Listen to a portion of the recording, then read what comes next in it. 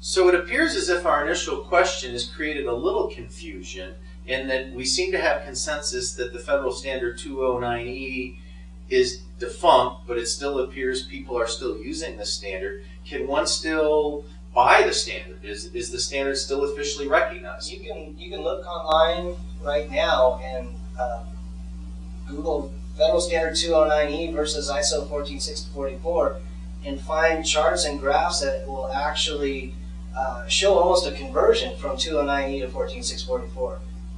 It's still there, it's still being used.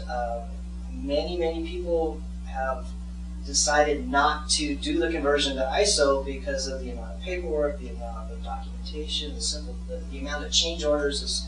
It becomes a monumental task when you're dealing with procedure after procedure after procedure. Kind of stick with what worked in the past and keep going.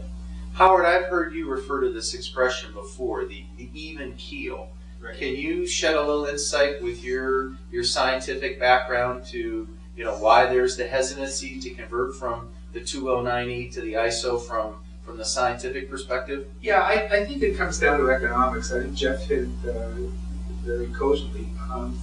The amount of effort, in terms of the economic terms, the amount of effort that would have to be expended by any organization, large or small, to convert their current documentation, their current purchasing specifications, all the way down through their organization, would be monumental. And in these very tough times, just coming out of the recession, that's probably at the bottom of the list in terms of critical issues to address. So, for better or worse, 209E is probably going to be around for years, but you can't use that in new specifications. Fair to say? Yeah. You must use ISO as the current specification for cleanroom class or contamination levels. So, Jeff, does this sound a little bit like Mark McGuire's home run record, that there should be an asterisk? That the 209E standard, you mentioned it was officially defunct in what, November of when? November of 01. So in November of 01 it was officially defunct, but people still continue to use.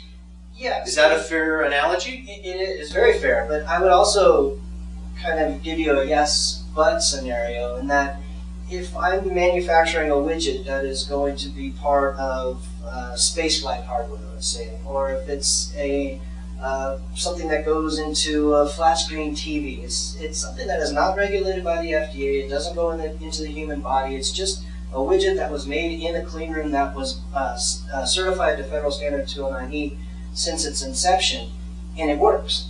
The product comes out particulate-free. It doesn't fail in flight. The TV works when you turn it on. There really is no need for the manufacturer to go through the task of converting to ISO because it's not required by the governing body or the end user. They're just saying we're manufacturing this widget in a clean environment, and this clean environment has been certified to Federal Standard 209E. Let's just continue. Yeah, the legacy documents are just going to continue. Right. If it's not broken, we're not going to fix it. So what appeared to be a fairly simple question, that we had one standard that was subsequently replaced by another, it appears as if we have two standards, and that organizations that are new to the market since 2001, probably most likelihood they're writing their clean room protocol around the ISO standard, but organizations that have a history of performing in a clean room prior to 2001 are still probably running their clean room around the original 209E standard. Very simple. It's very common.